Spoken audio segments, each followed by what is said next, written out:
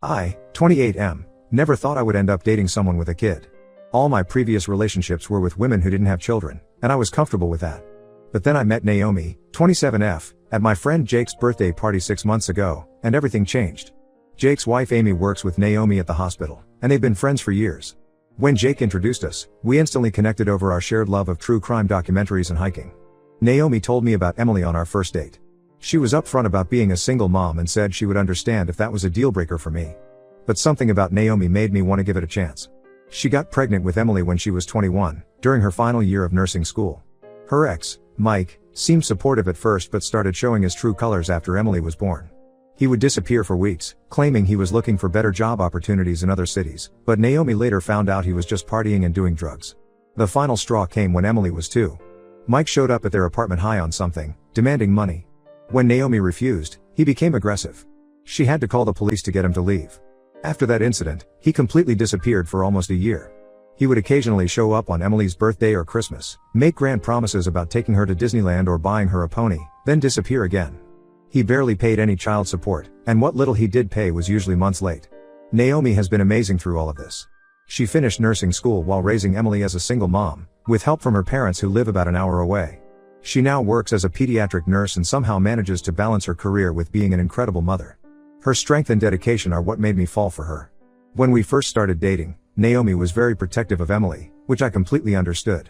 We only went on dates when Emily was staying with her grandparents, and Naomi made it clear that she wouldn't introduce me to Emily until she was absolutely sure about our relationship. I respected her boundaries and used that time to learn more about being a step-parent. I read books, joined online forums, and talked to my friend Mark, who has been a stepdad for 5 years. After 3 months of dating, Naomi finally felt ready for me to meet Emily.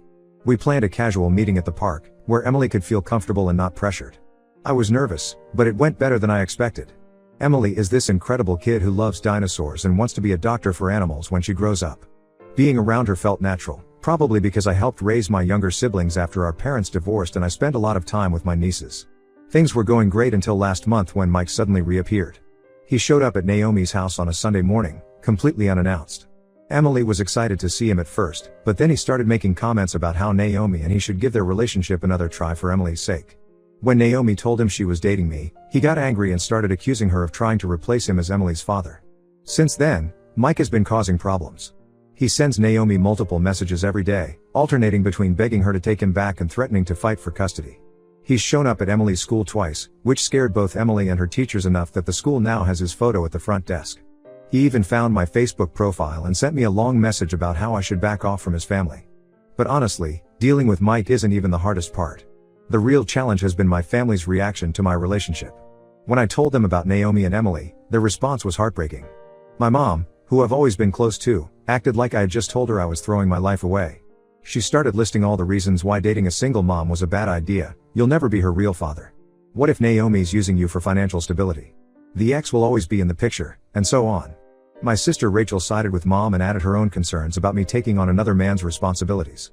She kept sending me links to articles about custody battles and horror stories about step-parents. Only my dad showed any support, probably because he was raised by his stepdad after his biological father abandoned him and my grandmother. Last week, thinking I could change their minds, I convinced Naomi to have my family over for dinner. She spent hours cooking, cleaned the entire house, and even bought new plates because she wanted everything to be perfect. Emily was excited to meet more of my people, as she calls my family, but Naomi decided it would be better for her to stay in her room during dinner, just in case things got tense. The dinner was a disaster. My mom spent the entire time making subtle digs at Naomi. She asked questions like, "Don't you think Emily needs her real father in her life? And aren't you worried about confusing Emily by having different men around?" When Naomi mentioned Emily's upcoming school play, my mom actually suggested that we should invite Mike since these events should be for real family. After my family left, Naomi broke down. She's always been so strong, but hearing my mom basically call her a bad mother for not forcing Emily to have a relationship with her unreliable father really hurt her. She suggested maybe we should slow things down, saying she didn't want to cause problems between me and my family. I told her absolutely not. I'm not letting my family's prejudices affect our relationship. But now I'm stuck in this impossible situation. Mike keeps causing problems, my family, except Dad, is being hostile, and I'm trying to figure out how to be there for Emily without overstepping any boundaries. Last week, Emily asked if she could call me Dad because my other dad never comes to my games like you do. I didn't know how to respond. I love that she feels that comfortable with me, but I also don't want to push things too fast or make decisions that should be made by Naomi. I'm confident about my feelings for both Naomi and Emily. I want to be in their lives long term, and I'm ready to take on the responsibility of being a father figure to Emily. But I need advice on how to handle all these external pressures. How do I deal with Mike's interference? How do I manage my family's disapproval? And most importantly, how do I be the best possible father figure to Emily while respecting everyone's boundaries? Update 1: A lot has happened since my last post, and unfortunately, none of it is good. The situation with Mike and my family has gone from bad to worse, and I'm really struggling to handle everything. Last weekend was Emily's soccer game. She's been playing for a few months now and absolutely loves it. Naomi and I go to every game, and I usually record them so Emily can watch herself play later. She likes to study her techniques and practice in the backyard. This particular game was special because Emily was going to play as striker for the first time. I had invited my mom and sister to the game, hoping that seeing Emily in her element would help them understand why I care about her so much. They've been making comments about me wasting time playing family with Naomi and Emily, so I thought maybe seeing us together would change their minds. Naomi wasn't too excited about the idea after the disaster dinner, but she agreed it was worth trying. The game started at 9 a.m. Everything was going great, Emily was playing really well, and even scored a goal in the first half. Then, about halfway through the game, Mike showed up. This is a guy who hasn't attended a single school event, parent-teacher conference, or doctor's appointment in the past 4 years, but suddenly he shows up at a Saturday morning soccer game like he's father of the year. Emily noticed him in the crowd and completely froze up in the middle of the game. Naomi had to go talk to her coach and ask if Emily could sit out for a while because she was so upset. While Naomi was comforting Emily on the bench, I noticed my mom and sister had moved to sit next to Mike. They were chatting with him like they were old friends, completely ignoring how their behavior was affecting Emily. After the game, my mom insisted we all go to lunch together. She made it impossible to say no without causing a scene, especially with Emily right there.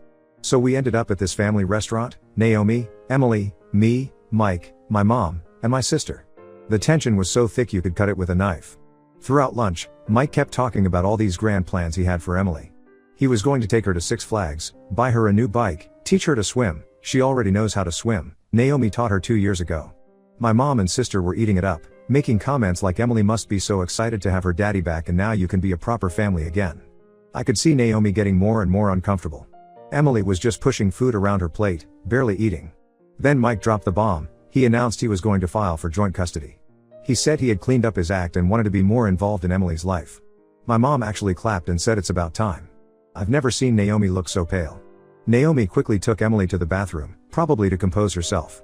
While they were gone, I confronted Mike and my family. I asked Mike where he'd been for the past 4 years, and why he suddenly cared about being a father now. Instead of answering, he smirked and said, "At least I'm her real father, not some replacement." My mom jumped to his defense, saying I needed to understand that blood relations were more important than any temporary relationship. That's when I lost it. I told them they were all being selfish and didn't care about what was best for Emily. My sister shot back that I was the selfish one, trying to play house with someone else's family. The argument got pretty heated, and we ended up leaving before Naomi and Emily came back from the bathroom. Later that night, Naomi was checking her Facebook messages when she found something disturbing. My sister had been messaging Mike for over a week. She had told him about my relationship with Naomi and Emily, sent him recent pictures of Emily that I had shared with my family, and even gave him Naomi's work schedule. She had been encouraging him to fight for his family and offering to help him get custody. I couldn't believe my sister would do this.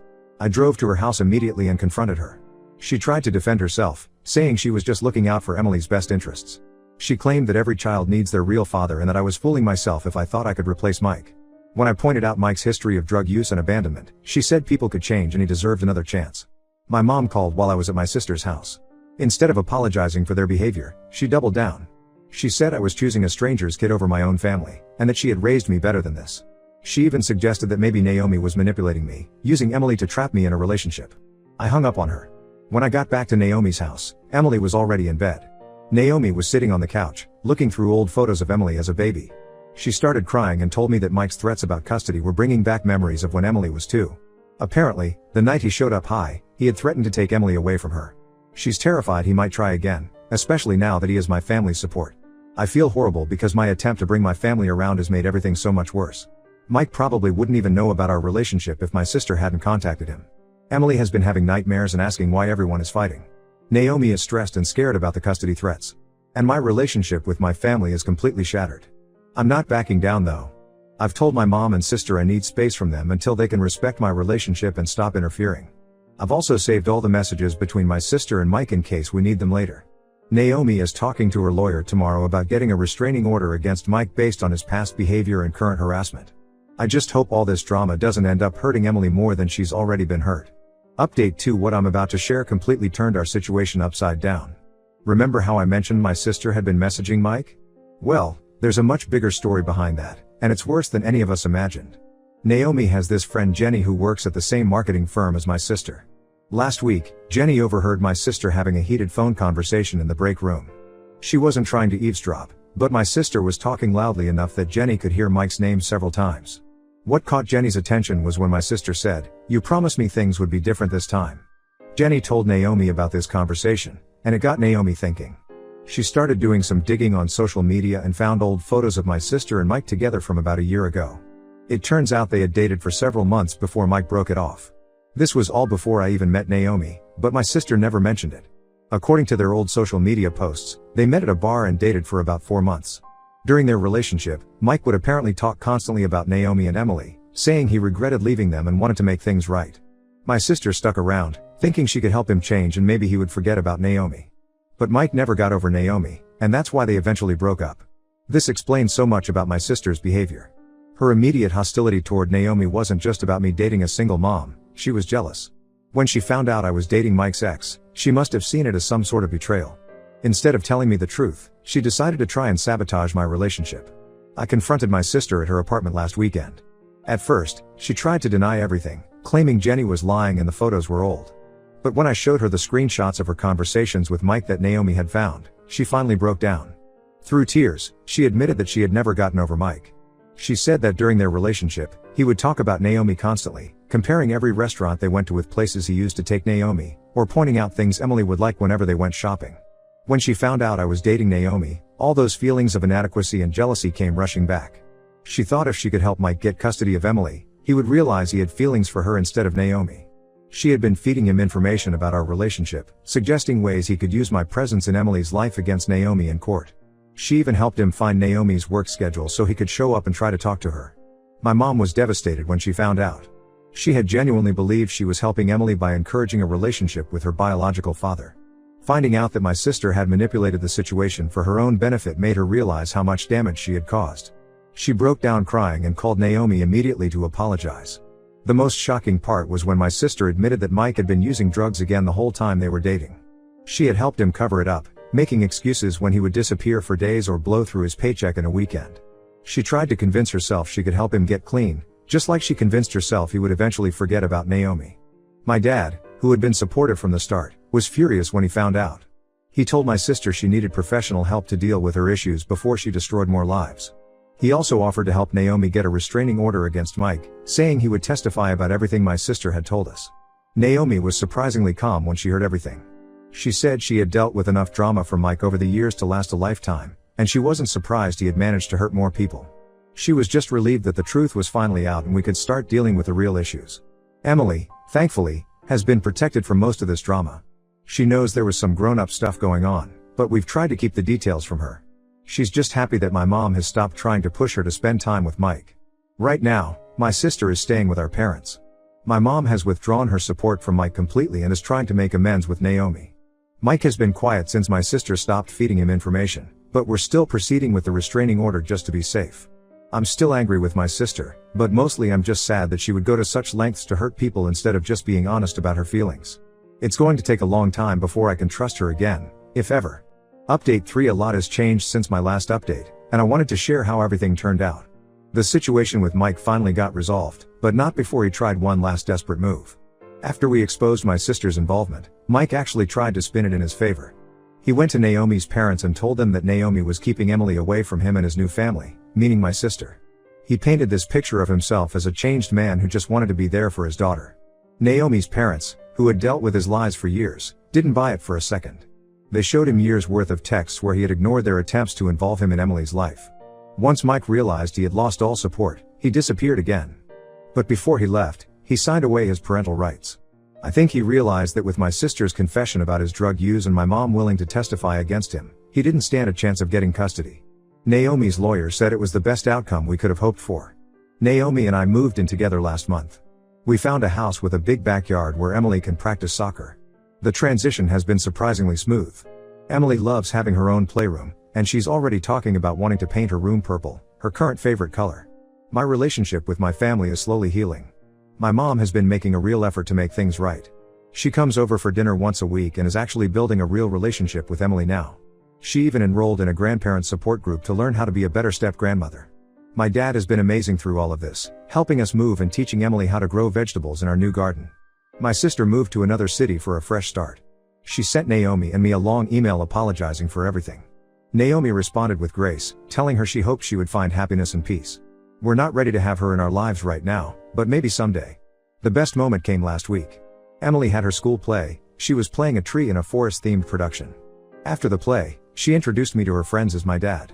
It wasn't planned or discussed, it just came naturally to her. Naomi squeezed my hand and smiled, and I had to fight back tears. We're planning to get married next spring. Nothing fancy, just a small ceremony in our backyard. Emily is excited about being the flower girl and has already started practicing throwing petals. After we're married, I'm going to legally adopt Emily. With Mike having signed away his rights and Naomi's full support, our lawyer says it should be a straightforward process. Sometimes I think about how close I came to missing out on all of this because of my initial hesitation about dating someone with a kid. Emily has brought so much joy and love into my life. Watching her grow and being there for her achievements, no matter how small, has been the most rewarding experience of my life. Naomi and I have started talking about having another kid in the future. Emily is excited about the possibility of being a big sister. For now, though, we're just enjoying being a family. Life isn't perfect, we still have challenges and bad days, but we face them together. I guess sometimes the family you choose turns out to be better than the one you're born into. To anyone out there hesitating about dating someone with kids, don't let other people's prejudices or your own fears hold you back from something that could be amazing.